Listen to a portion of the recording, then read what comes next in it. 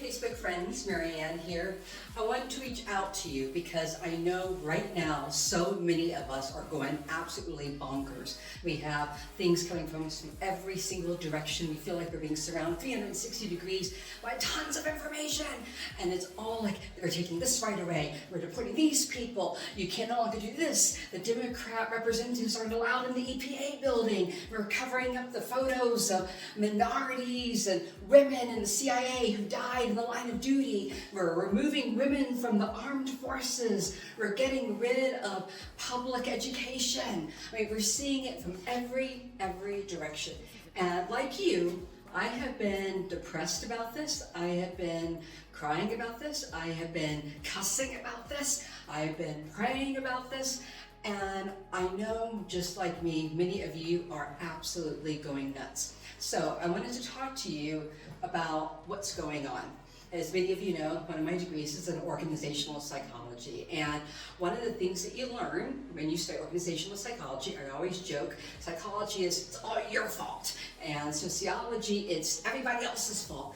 But in organizational psychology, you look at it as a balance of things. And I realized that if we go back in history, we can learn a whole lot. And so I just want to take you through a few things that are really obvious. Now, first of all, before I go into that, I want to touch on three things that all of us need to be doing right now. If you are a woman and you change your name from your maiden name to your husband's name, it is very important that you start the process of going back to your maiden name legally, because right now, what Trump just did, while he's got everybody listening to him on paper straws over here, what's happening down here, and that's what you got to pay attention. Think of it like basketball. You fake it over here, and people don't notice what you're doing over there.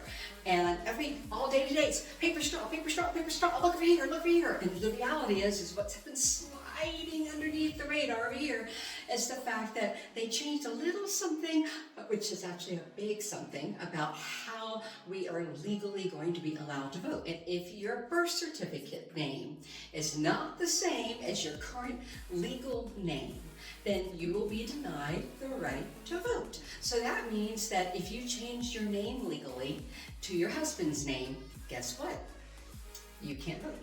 So this is a very sneaky way to get a lot of women denied the right to vote. And you know how they did this? They relied on everybody's transphobia, because you're like, oh, we know how, because we had people that were progressive and you had people that were conservative that were all up in arms about trans people, this, trans people, that. And forget what you think about trans people. I'm asking you to be purely selfish and self-serving in this moment. If you really, really were all upset about them and you thought, let's just take away their rights by doing this, you may not have realized what I'm always telling everybody, to the point that all of you are sick of me saying it, is that all of our human rights and civil rights are codependent and interdependent with each other. So you remove somebody's rights, you put your own in danger. So if out of transphobia, you want to deny the trans people their rights and say, ooh, this is how we gotcha, guess what? It's a joke on you. So again, if you're a woman who has a different legal name now than what was on your birth certificate, in other words, if your maiden name, it's not on your legal documents of who you are now, you won't be able to vote. So that is number one. Make sure your name is what your birth certificate name was legally. Next, the next thing that everybody needs to be paying attention, if you happen to be a minority, and that means anyone that is not white, okay? I'm not going to try and be PC here. These are just very important things for people to know. If you happen to be a minority, do not leave your house without your passport. I myself have been stopped multiple times.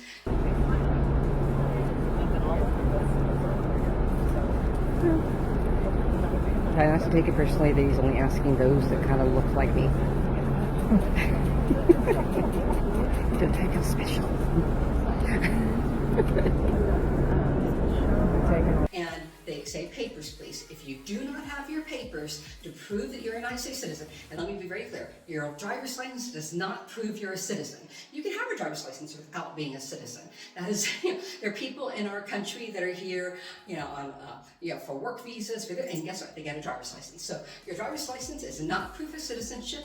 Only your passport is. I've talked to other people that have been working with, different departments to help people who are refugees, and et cetera, and they have expressed that the so-called passport card, ID card, is not enough either.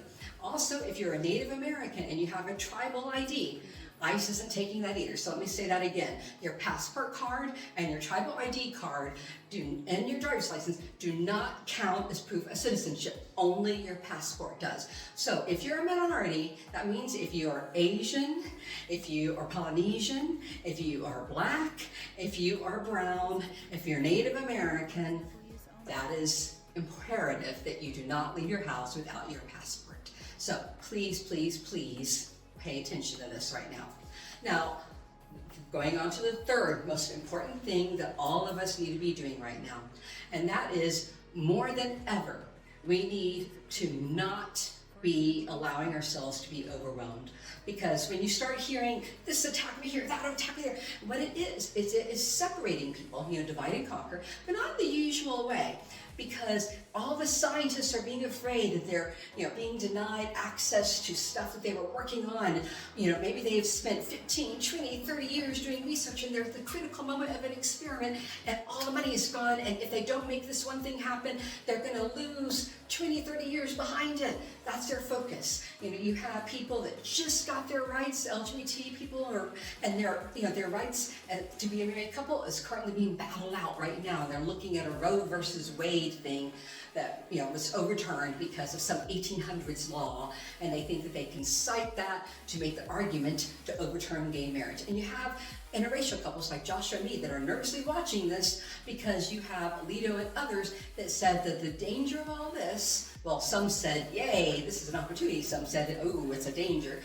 Regardless of where they stand on it, they agree that what was cited to overturn Roe versus Wade can be cited to overturn interracial marriage and gay marriage. So if they succeed in overturning gay marriage, we all need to be very, very diligent in watching what happens, because they want to give the rights back to the states. And that same thing is what they plan to do for interracial marriage. That means people south of the Mason-Dixon line, all those different states with all those racist people that don't like the idea of interracial couples, they are so gung-ho and ready to try and cite that and start making interracial couples illegal. So what I'm going to suggest to all of you, this is the third thing. If you are an LGBT marriage or if you're in an interracial marriage, make sure you are getting all of your paperwork done right now. That means, the ability to legally make medical decisions for your spouse, the ability to legally co-own assets together, the ability to, if somebody is, making decisions and they're the ones who normally control the pocketbook, make sure you are talking about everything. Because if you aren't already planning ahead legally to have authority to make decisions for each other in case somebody is sick or incapacitated, or if you're not making plans already in case you need to make decisions on on financial assets, then you're really going to be at a loss. All the privileges that come with being married are threatened right now. And if they're able to follow through and make it so that these interracial marriages and LGBT marriages are illegal, and you haven't done that, it could throw your life into chaos. So those are the things I would suggest right now. So just going to run through them real fast again. Make sure you don't leave the house without a passport if you're a minority. Make sure you have if you're a woman who's married and you change your maiden name to your husband's, get it back to your maiden name if you want the right to vote. And if you're an interracial marriage or an LGBT marriage, make sure that you're getting all of your stuff organized in terms of your ability to make medical decisions for your spouse and your ability to make financial decisions. So those are some practical things. Those of you that are only interested in practical, there you go. But now I'm going to segue and talk about the sociological stuff. If we take a look at what's happening in the United States, people are going, where did this come from? It's really not coming out of nowhere.